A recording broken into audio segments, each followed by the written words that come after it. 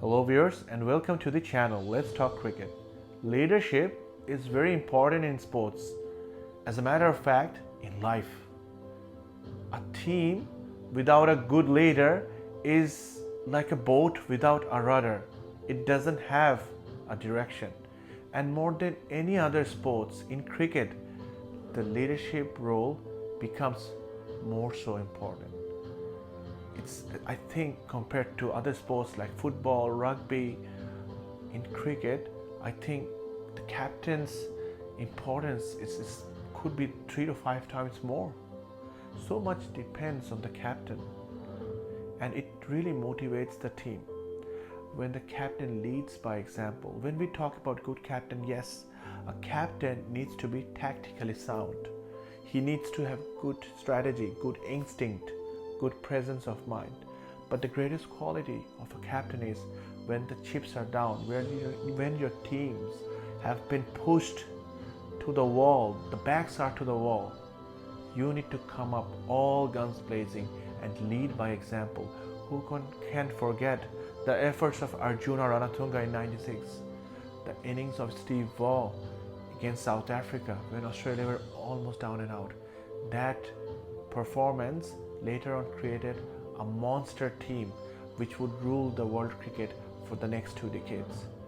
Who can forget the efforts of Captain Cool MS Dhoni when India lost all hopes of lifting the trophy, and then in comes Dhoni with his match-winning knock. And I can go on, but today's episode is not about great captains and their performances. Rather, it's about the captains who have messed up in this T20 World Cup. So I have made a ranking from 5 to 1, 1 being the worst, the captains in this tournament in terms of individual performances. And you will be shocked to see who are topping the list. So, number 5 in my list is Paul Stirling, Irish captain.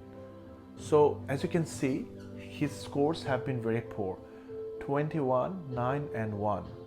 And the match against Canada, Ireland lost. He couldn't get going in any of the matches, resulting in early elimination of Ireland. So we thought that if any team in this group could replace either India or Pakistan, it would have been Ireland. But no, it was USA. Not only that, Ireland also lost their match against Canada, making them the worst team probably in the whole tournament. They didn't have any win to show for themselves. Paul Stirling, being a very respected cricketer, more was expected for him, and thus he is in number 5 in my list. Number 4 in my list is South African captain Aiden Markram. Yes, South Africa have not lost any match in this World Cup so far. But still I would keep Markram in this list because look at his scores. 12, 4-0, 15 days, 146, that 2 against USA, and then another failure. Look, South Africa might have won all the matches, but you have to admit all of the matches were very ugly wins for South Africa, and really South Africa were very lucky to get over the line. And like South Africa, Markram has been a very lucky captain. Well, I'm not sure how long this luck going to last. Although South Africa won all their matches, but do you know, if they happen to lose their match against England tomorrow, South Africa can be eliminated because of their poor run rate. So in the matches that Markram could have stepped up, he actually let his team down. And he also didn't work on the run rate side as well, which could cause South Africa to eliminate from this World Cup. So yes, in my list, number 4 is Aiden Markram. On my list, number 3 is Bangladesh's very own Najmul Hossain Shanto. Yes, our Bangladeshi captain makes it to top 3 finally. I'm afraid it's not a very good list to be in. As you can see, his series of poor scores and some of the earlier scores, he couldn't even put his bat to ball. And in the last 2 matches, although he has scored 40, but at a very poor strike rate of 112 and 125 respectively. Once you have consumed 35 to 40 balls, you have to kick on and make it big. You cannot just leave your team and get out at that poor strike rate, because you have invested all those deliveries for yourself. Now it's the time that you have to go big and then you get out. Extremely poor captaincy, especially in that India match. The whole team lacked intent, and that was led by Nazmul Hussain Shanto. In the first place, everybody was shocked why he was made captain in the first place in all three formats. Only time will tell how much Bangladesh will suffer because of this decision. Number 2 in my list is Australian captain Mitchell Marsh.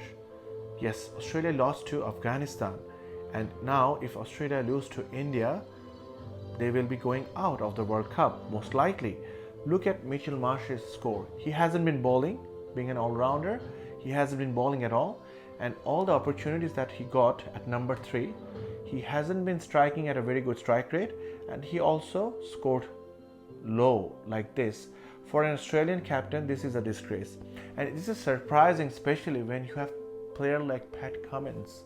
When you have a player like Pat Cummins, who won the Test Championship, who won the 50 overs World Cup, and who also took his team to the IPL final, you have somebody of that stature, and still you make Mitchell Marsh captain. Who am I calling dumb? Bangladesh could be the dumbest, still smarter than Australia. You know, you have captain like Cummins in your resources, but yet you make Mitchell Marsh captain. Why? Because of the surname, or because of the man of the match performance he gave 3 years ago in the T20 final? It's incredible, Australia. I don't know how your mind works. Before I go to the number 1, which is a big surprise, I have an honorable mention, and my honorable mention is Pakistan captain Babar Azam.